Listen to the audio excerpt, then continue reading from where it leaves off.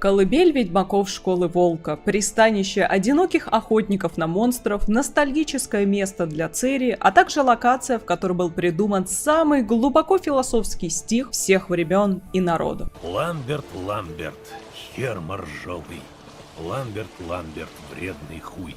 Каэр Морхен. Это не просто разрушенный замок, которому требуется полный снос и отстраивание всего, чего только можно заново. Это место, где маленькие мальчики становились взрослыми, сильными и выносливыми мужчинами. Да, не особо по своей воле, однако это уже другая история. Именно здесь, в этом богом забытом месте, Весемир вместе с лидерами прошлого путем проб и ошибок тренировали и подвергали испытанию травами и зельями маленьких детей. И именно те, которые смогли выжить, стали будущими ведьмаками. Это было так давно, что сейчас об этом стараются не говорить. Именно Каэр Морхен стал самой знаменитой школой не только благодаря Геральду, который прославил себя на весь белый свет, а также благодаря громким нападениям. Всего их было 3. В первый раз и самый крупный по масштабу стало нападение обычного люда на всех ведьмаков, и из-за численности врагов именно в тот момент погибла самая большая часть учеников. В живых остались только Весемир, Геральт, Ламберт, Эскель и еще пару ребят, которые уже умерли после, во время испытаний. Второй раз был в первой игре по Ведьмаку, а третий и один из самых громких — это, конечно же, пришествие Дикой Охоты. В это время и погиб наш любимый дядюшка Весемир. Несмотря на такую мрачную историю, от Каэр Морхен веет какой-то теплотой и приятными воспоминаниями. Именно здесь мы проводили самые лучшие вечера в окружении таких же уважаемых людей, как мы. Именно здесь мы учили Цири приемам школы Волка, когда она была маленькая. Знаменитая фигурка Геральда в ванной также является атрибутом комнаты наверху замка. С Каэр Морхена начинается наша история, однако им не заканчивается ни в основной сюжетной линии, ни в дополнении. Но это именно то место, куда ты возвращаешься каждый раз, пройдя такой долгий и опасный путь. Наше путешествие начнется уже после сюжетной линии, и, как мы можем наблюдать, почти везде видны следы сражений. Огромные каменные плиты лежат нетронутыми, и мы понимаем, что никто не встретит нас и не угостит вкусной едой, и не выпьет с нами какой-нибудь ведьмачий бурды. И действительно, здесь никого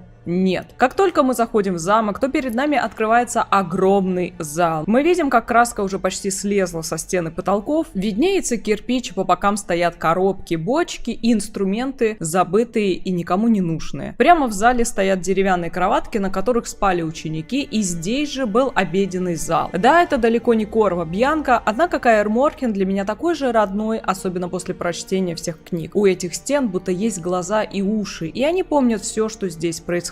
Обветшалые потолки и стены еще напоминают тебе о том, что здесь твой настоящий дом. Ты начинаешь ностальгировать, и твое сердце радуется и грустит одновременно. На столах мы можем наблюдать открытые книги по ведьмачьему искусству, несколько тарелок с едой и свечи. В замке всегда была проблема с отоплением, учитывая его габариты, и именно поэтому все присутствующие старались спать поближе к огню, насколько это возможно. Книжные шкафы в хаотичном порядке и пару стульев рядом опять же указывают, что замок уже давно заброшен своими учениками. Это место могло бы сверкать, если бы им занимались, однако ведьмачья работа никогда не подразумевала лежание на кровати и поедание винограда. И именно поэтому замок всегда оставался для ведьмаков местом для зимовки, а в последующие сезоны они уходили на работу. Не только книги и странные похлебки располагаются на столе, а также сыр и хлеб. Могу предположить, что он козий, потому что в саду, если можно так выразиться, я нашла коз. Иначе я не могу представить, откуда здесь сыр. Не думаю, что драконов научились доить. Кстати, о драконах. Сам Каэр Морхен располагается в горах и не просто так. Из-за того, что это место трудно найти, оно еще осталось относительно целым. Да, это не отменяет 3 нападения, однако их было бы больше, если бы школа была бы на видном месте. Именно за замком начинается территория драконов, в которую мы уже не можем войти, потому что это конец карты. Однако всякие разные безобразные виверны все же изредка прилетают к нам. Исследовав весь хлам первого этажа, мы благополучно отправляемся дальше. Зайдя в небольшую комнату, мы видим камин, который соединяет зал с переходящими коридорными комнатами, и оттуда мы уже пойдем наверх. Это не та комната, где находились Йен и Геральт, это отдельная, пустая, огромная комната, в которой все еще горит огонек. Почти абсолютно пустая, утыканная бочками. Мы также видим сложенный ковер, и кроме хлама здесь опять же ничего нет. Именно в этой комнате Йен ставила свою аппаратуру, и пьяные джентльмены решили вызвать самок. Насмотревшись на пустую комнату, мы двинулись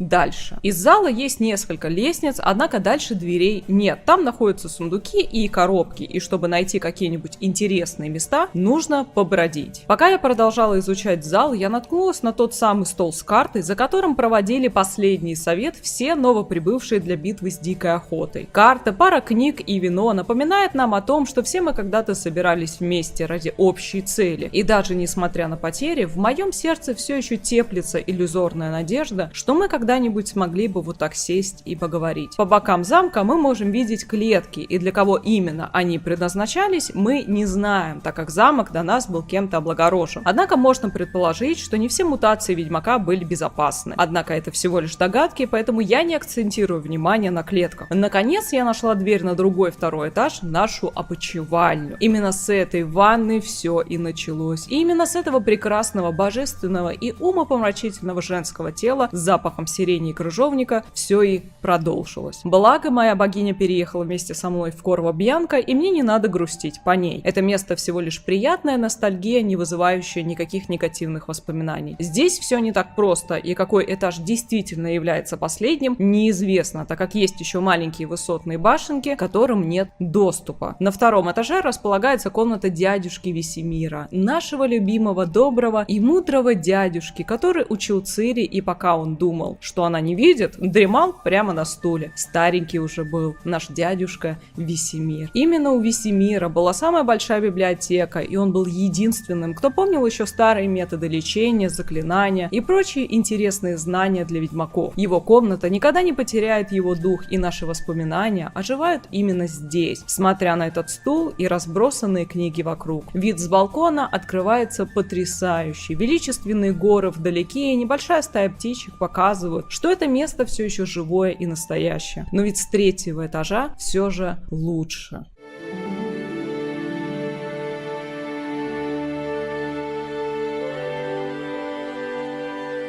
Несмотря на всю тяжесть бремени, которое легло на Каэр Морхен, это место поистине удивительно и прекрасно. Старость замка показывает, какую непростую судьбу он пережил. Сколько прекрасных людей он оборонял своими крепкими стенами, которые до сих пор стоят неподвижно и наблюдают за этим удивительным магическим миром. Такой далекий Каэр Морхен хранит кучу секретов о мире ведьмаков, магах, монстрах и о себе самом. Это не место, где ты можешь весело и безмятежно провести время, как в таверне. Это очень сложное и поистине грустное место с приятными воспоминаниями и верными товарищами, которые были готовы отдать и отдали свою жизнь за тебя и твоих близких. Каэр Морхен не про лживые сплетни и интриги. Каэр Морхен про настоящую дружбу, крепкую выпивку, про острые мечи и про профессию, которая становится твоей настоящей и поистине сложной жизнью.